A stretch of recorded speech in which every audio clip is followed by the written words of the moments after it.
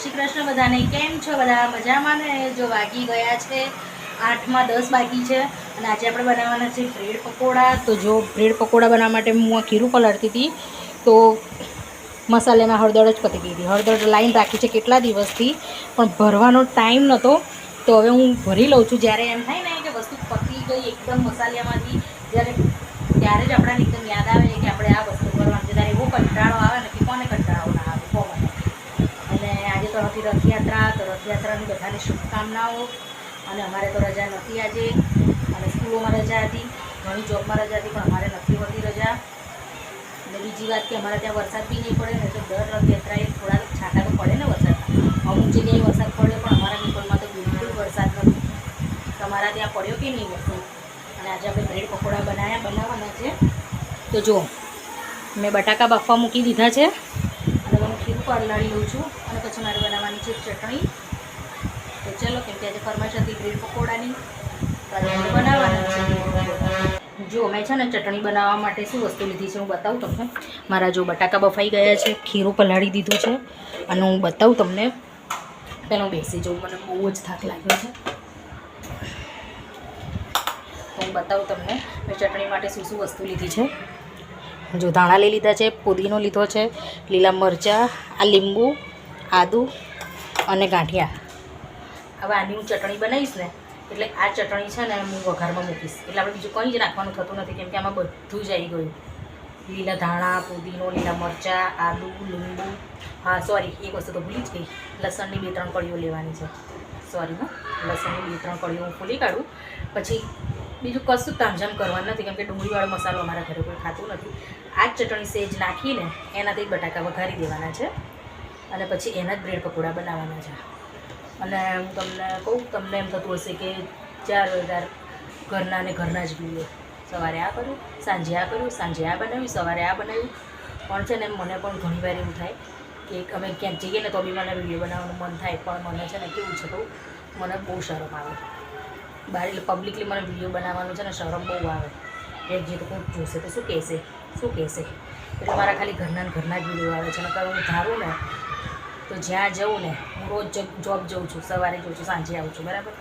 રસ્તામાં ઘણી વાર હું વિડીયો બનાવી શકું છું, પણ પહેલી વાત તો કે હું થાકી જાઉં છું જોબ પર, અને જોબ પર આપણે વિડીયો ના બનાવી શકીએ, કેમ કે જોબ પર બધા હોય, કોઈ કમ્ફર્ટેબલ હોય ના હોય, આપણે બધાને વિડીયોમાં ના લેવાય. અને ત્યાં ફરવા બી જઈએ ને તો ઘણીવાર મન થાય, પણ કેવું આજુબાજુ મસાલા બધા જુએ ને તો એમ થાય કે આ લોકો શું કહેશે, કે આ શું કરે છે, શું કરે છે. અને ઘરનાના તો આપણે એને ખબર જ હોય કે વિડીયો બનાવે છે, એટલે નહીં તો પણ હું હવે જ્યાં જઈશ ને ત્યાંનો વિડીયો હું ચોક્કસ બનાવીશ. એ તો વળી ધીમે ધીમે શરમ છૂટી જાય, કેમ કે જો લોકોનું તો કામ છે કહેવાનું. આજે આપણે હું વિડીયો બનાવું છું, બરાબર, તો હું મારા મરજીથી ને મારા શોખથી બનાવું છું. લોકો ઘણું ખરું કહેતા બી હોય, મારી મજાક પણ ઉડાડતા હશે, હું તો સાચું કહું મજાક બી ઉડાડતા હશે, પણ ભલે ઉડાડે, મને કોઈ ફેર નહીં પડતું. મારા લીધે હસતા તો હશે ને. આપણે કોઈકનું હસવાનું કારણ બનવાનું, કોઈકનું રડવાનું નહીં. પછી જેને જે સમજવું એ સમજે. અને આપણે તો વિડીયો કન્ટિન્યુ ચાલુ રાખવાના, ભલે 2 દિવસે આવે કે 3 દિવસે આવે. આજે મારે 2 દિવસે 3 દિવસે આવે, કેમ કે મને બી એટલો ટાઈમ મળતો નથી, બરાબર. એટલા માટે આજે હું જે કરું છું એ તમારી જોડે શેર કરું છું. હું કંઈ અમેરિકા તો ફરવા જતી નથી, તો હું તમને અમેરિકા બતાવું. હું જ્યાં જઈશ, હવે હું કિચનમાં હોઉં તો કિચનમાં જ બનાવું, કેમ બતાવું ને, કેમ કે મારા સિવાય રસોઈ કોણ બનાવે. તો હું તો તમને એ જ બતાવીશ ને, હું મારા ઘરના કામ જ બતાવીશ, કેમ કે હું જે કરું છું એ જ બતાવીશ ને. અને બીજી વાત કે બહાર જઈએ એટલે પબ્લિકલી આપણને કેવું શરમ આવે વિડીયો બનાવતા.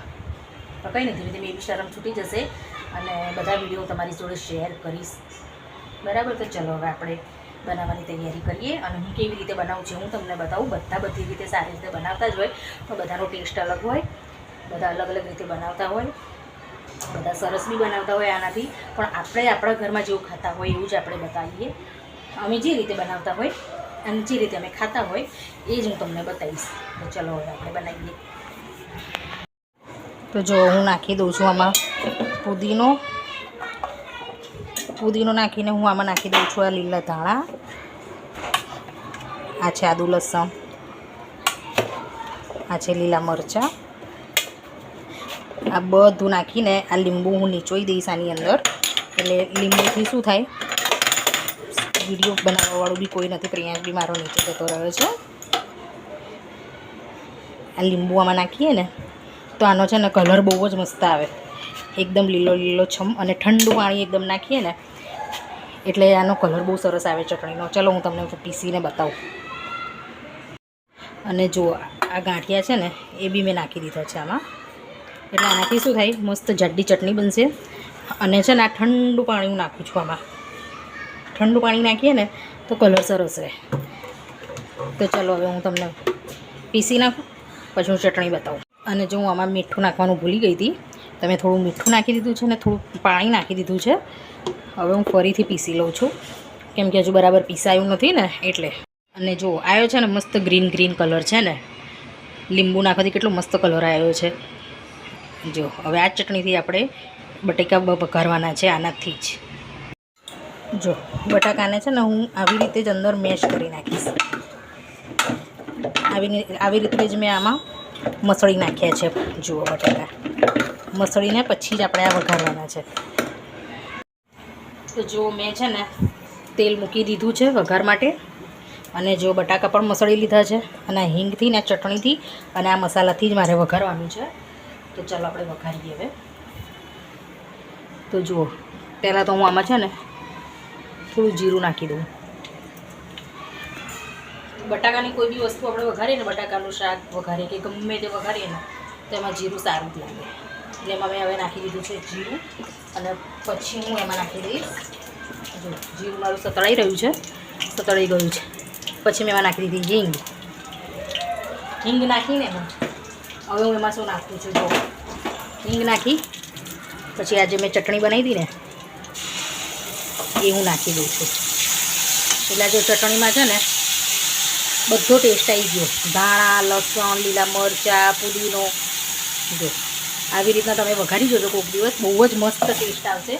બહુ સરસ લાગે છે આવી રીતના. અને આપણે બીજું મરચું, હળદર, ધાણા જીરું બધું જ નાખવાનું છે.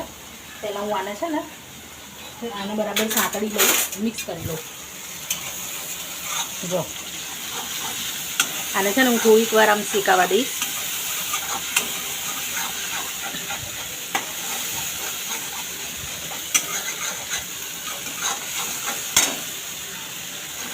જો કેટલો મસ્ત કલર છે ને.